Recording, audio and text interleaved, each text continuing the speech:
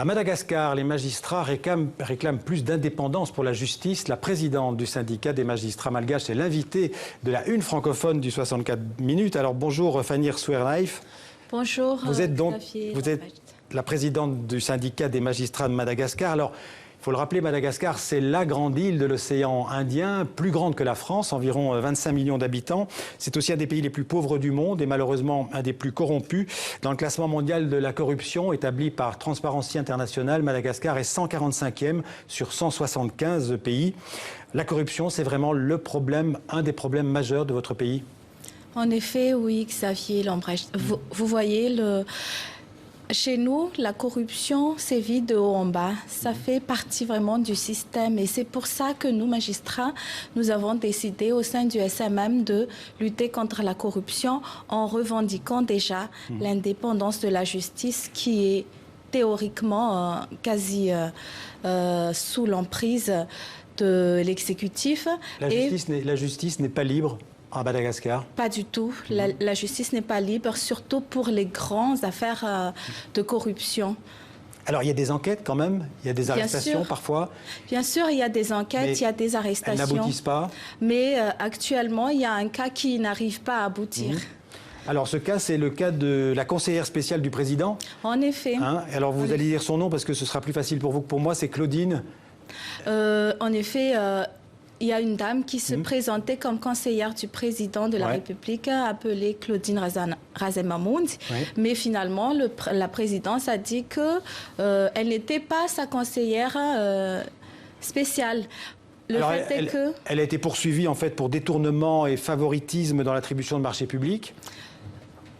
Plusieurs infractions lui sont reprochées, y compris ce que vous avez dit là, mais elle était inculpée parmi tant d'autres personnes, une huitaine de personnes qui n'ont pas été traduites devant la justice, qui sont en fuite. Et il y a d'autres complices encore qui devraient être arrêtés. Mais le fait est que c'est l'état de droit même qui est en cause à Madagascar.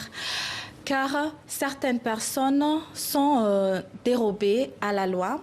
Et c'est cette absence de l'état de droit que nous réclamons au sein du syndicat des magistrats. J'allais dire, qu'est-ce que vous pouvez faire? Comment est-ce que vous concevez votre rôle pour améliorer le fonctionnement de la justice à Madagascar? Nous pensons que réclamer beaucoup plus d'indépendance pour la justice qui devrait être une institution même d'un État, le pouvoir judiciaire devrait être une institution au même titre que le pouvoir législatif et l'exécutif, ce serait un moyen de lutter contre la corruption et rétablir l'état de droit à Madagascar, si elle aurait déjà existé, bien sûr. Ouais. J'ai vu que les magistrats avaient fait la grève début du mois de juin, je crois les 8 et 9 juin à Madagascar. Est-ce que cette grève a débouché sur des résultats? Pas du tout, en effet. Nous avons pris 2 jours de grève le 8 et le 9 juin dernier, mais depuis aucun impact sur l'évolution de la situation à Madagascar. C'était une première à Madagascar. C'est la première fois que les magistrats se mettent en grève. Non, ce n'est pas la première fois d'ailleurs. Plusieurs années avant, on avait fait des grèves pour réclamer des indemnités ou pour réclamer la punition d'un de nos pères qui a été lynché par les policiers. Mais on n'a pas abouti non plus en ces temps-là. Donc actuellement, je pense qu'on a quand même eu un petit gain de cause lors de nos 2 derniers jours de grève. La dame, Claudine, qui était à l'hôpital, était transférée dans une prison, mais la prison a été transférée dans une autre prison et actuellement on pense qu'elle n'est pas en prison mais dans une villa. Quoi qu'il en soit, ce n'est qu'un cas qui représente, je dirais, un exemple de la difficulté de notre travail, de notre manque d'indépendance qui est lié à des pressions, je dirais, des pressions qui sont exercées verbalement sur nous, qu'on ne peut pas... Des pressions, des menaces parfois aussi? Oui, des menaces ou des pressions. On utilise vraiment la justice pour créer une certaine impunité. Qu'est-ce que vous réclamez pour changer les choses? Qu'est-ce qu'il faudrait faire? Il faudrait changer les lois à Madagascar?